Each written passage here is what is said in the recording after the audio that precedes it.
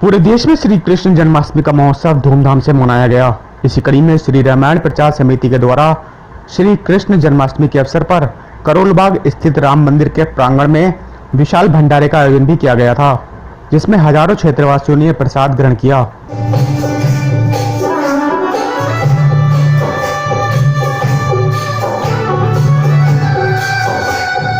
उसके बाद दूसरे दिन यानी 20 अगस्त को एक शाम सावरे के नाम कार्यक्रम आयोजित किया गया, जिसमें सुंदरकांड पाठ व संगीत में भजन संध्या का आयोजन भी किया गया।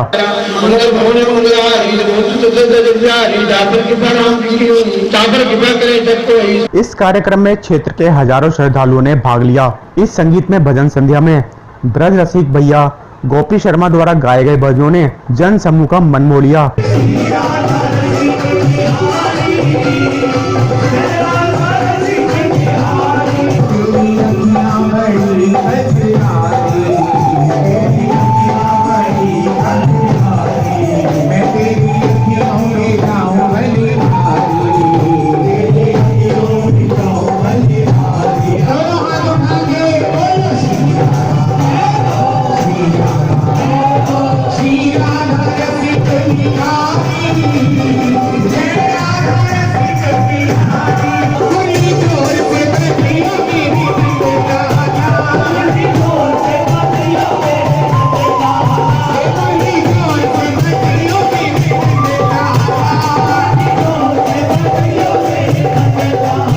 एक शाम सांवरे के नाम इस कार्यक्रम में कृष्ण झांकी का प्रबंध भी किया गया था।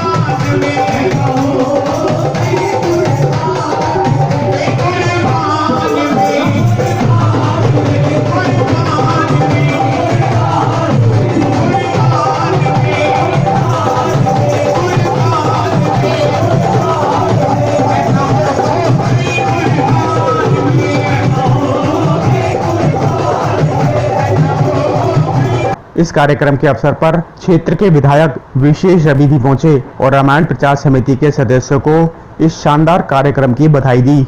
और हमारे बीच विशेष रवि जी यहाँ के विधायक एक बार ताली बजाकर जी हरि बोल की जय जय श्री राम, जय जय श्री राम। एक तो विशेष ऊपर से रवि जिसके बिना हमारा गुजारा नहीं। रवि का काम है दुनिया को रोशनी देना और इसी तरह आप समाज को रोशनी देकर आगे चलते रहे, यही प्रार्थना ठाकुर जी के चरणों में। बहुत ही बढ़िया यहाँ पर प्रस्तुति करी। सबको जो है देख के समझ में आ रहा है कि सबने जो है खूब एंजॉय किया बढ़िया से। कृष्ण जन्माष्टमी और भगवान कृष्ण का स्थान हम सबके जीवन में एक अलग है, बहुत खास है। रामायण के बाद या दशहरा के बाद सबसे बड़े उत्सव के रूप में देश में मनाया जाने वाला त्यौहार कृष्ण जन्माष्टमी है, जिस दिन देश ही नहीं बल्कि दुनिया के कोने कोने में लोग भगवान श्री कृष्ण को याद करते हैं, उनका आशीर्वाद लेते हैं। और मुझे भी अभी काफ़ी समय हो गया है यहाँ आपके बीच में हर साल आते हुए आज के मौके पर, और हर साल आके आपके बीच में बहुत अच्छा लगता है। और जैसे आप सब जानते ही हैं कि भगवान श्री कृष्ण के बहुत सारे रूप हैं और उसी तरह से उनके बहुत सारे संदेश हैं। तो एक आज दोपहर में महाभारत का एक दृश्य जो है वो टीवी पे चल रहा था, तो मैं वही आपके साथ शेयर करता हूँ। महाभारत में जब अर्जुन युद्ध के अंदर अपना गांडीव रख देते हैं और ये कहते हैं कि मुझसे अपने जो प्रियजन हैं, अपने भाई बंधु हैं, उनके ऊपर युद्ध करना या उनके ऊपर बाण चलाना जो है मेरे लिए संभव नहीं है, मैं ये काम नहीं कर सकता। तो उस समय अर्जुन को भगवान श्री कृष्ण समझाते हुए कहते हैं कि सबसे बड़ा मनुष्य का कोई अगर धर्म है तो वो कर्म है। बिना कर्म के आत्मा और शरीर इन दोनों का रास्ता पूरा नहीं होता है। अगर आप दुनिया में आए हैं, आप इस मनुष्य जीवन में आए हैं, तो आपको अपना कर्म करना ही पड़ेगा। और उसके आगे उन्होंने कहा कि कर्म भी वो जिसमें समाज का हित हो। अपने ऊपर सिर्फ अपने लिए किया हुआ कर्म जो है वो पूर्ण नहीं है, वो पूरा नहीं है। जब तक उस कर्म में समाज का हित नहीं है, लोगों का हित नहीं है, जन कल्याण नहीं है, तब तक वो कर्म भी पूरा नहीं है। तो पहले उन्होंने कर्म पे जोर दिया और उसके बाद उन्होंने अर्जुन को समझाया कि जो तुम युद्ध कर रहे हो, जिस युद्ध के लिए तुम्हें कहा गया है वो जो है वो न्याय संगत है, तुम एक धर्म युद्ध में जा रहे हो, इसलिए ये कर्म भी है और साथ साथ जो है समाज हित में भी है, धर्म के हित में भी है, इसलिए तुम्हें ये कर्म करना चाहिए। तो मुझे लगता है कि एक बहुत बड़ा संदेश है हम सभी के लिए, सभी लोगों के लिए, कि दुनिया में आकर सिर्फ जो है अपने लिए कुछ करना, अपने लिए, अपने परिवार के लिए ही करना जो है वो आपका जीवन जो है वो सार्थक नहीं होगा।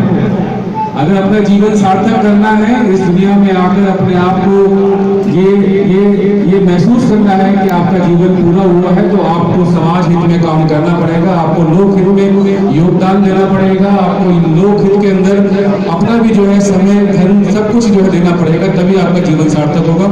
तो इस मौके पे आप सबने बुलाया, मुझे बहुत बहुत धन्यवाद। फिर से मेरी ओर से जन्माष्टमी की बहुत शुभकामनाएं। मैं भगवान श्री कृष्ण के चरणों में ये प्रार्थना करता हूँ। उससे पहले मैं जो रामायण प्रचारक समिति है, इनको मैं बधाई देता हूँ कि बहुत ही अच्छा कार्यक्रम हर साल करते हैं। और जब से प्रेम गर्ग जी और कृष्ण लाल जी ने इसकी बागडोर संभाली है, विनोद जी, संजय जैन जी और विनोद हंस जी, ये 5-6 लोगों की टीम है, बल्कि इनके साथ और बहुत सारे लोग हैं। तो आप लोगों ने जब काम संभाला तो सिर्फ 60 सदस्य थे रामायण प्रचार समिति के, सिर्फ 60 सदस्य थे, आज जो है वो 150 सदस्य हो गए। तो ये अपने आप में बहुत बड़ी उपलब्धि है। सामाजिक काम में आमतौर से लोग जुड़ते नहीं है, सामाजिक और धार्मिक काम के लिए लोगों के पास समय नहीं होता है, समय नहीं निकाल पाते हैं, लेकिन आप लोगों ने 60 से जो है 150 कर दिया है। अब ये जो है 1500 और उसके बाद 5000 और पूरा रामदेव सुगम का जो है वो जुड़ेगा, ऐसी नहीं करता है। तो मेरी ओर से मैं भगवान श्री कृष्ण के चरणों में ये निवेदन करता हूँ कि जितने भी लोग यहाँ उपस्थित हैं, आप सबके मन में जो जो मनोकामनाएं हैं, जो जो इच्छाएं हैं, जो आज तक किसी भी कारण से नहीं पूरी हुई है, चाहे वो घर में किसी के रोजगार को लेके है, किसी के व्यापार को लेके है, घर में किसी के बिगड़े हुए स्वास्थ्य को लेके है, या परिवार में किसी की शादी को लेके है, जो मनोकामना, जो इच्छा आज तक नहीं पूरी हुई है, मैं भगवान श्री कृष्ण के चरणों में प्रार्थना करता हूँ कि आज यहाँ से जाने के बाद आपकी वो सारी मनोकामनाएं, सारी इच्छाएं पूरी हो। हमारे भाई विशेष रवि जी के लिए दो शब्द ये कहूँगा। आप देखो, जैसे हम प्यार से किशन जी को कहीं याद करते हैं, हमारे भगवान साक्षात वहाँ पे दर्शन हो जाते हैं। ऐसे हमारे विशेष रवि जी हैं, इनको जहाँ प्यार से बुलाओगे आपको यहाँ वहाँ पे हाजिर होंगे।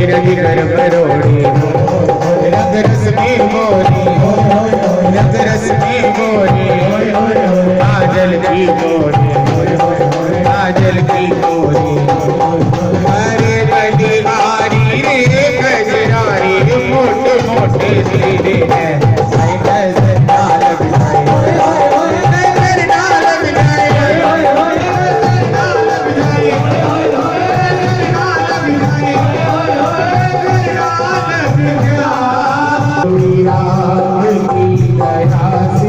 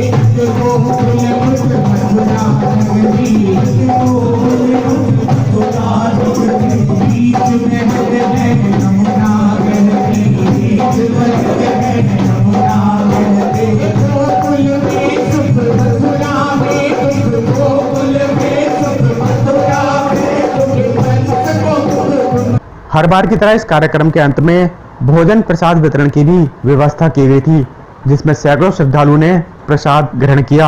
आज हमारे बीच में बहुत ही सुप्रसिद्ध भजन गायक, भजन सम्राट गोपी शर्मा जी पधारे हैं। आज जिन्होंने जन्माष्टमी का आनंदोत्सव नंद के आनंद भयो जय कन्हैया लाल की बहुत ही सुंदर ढंग से प्रस्तुत किया।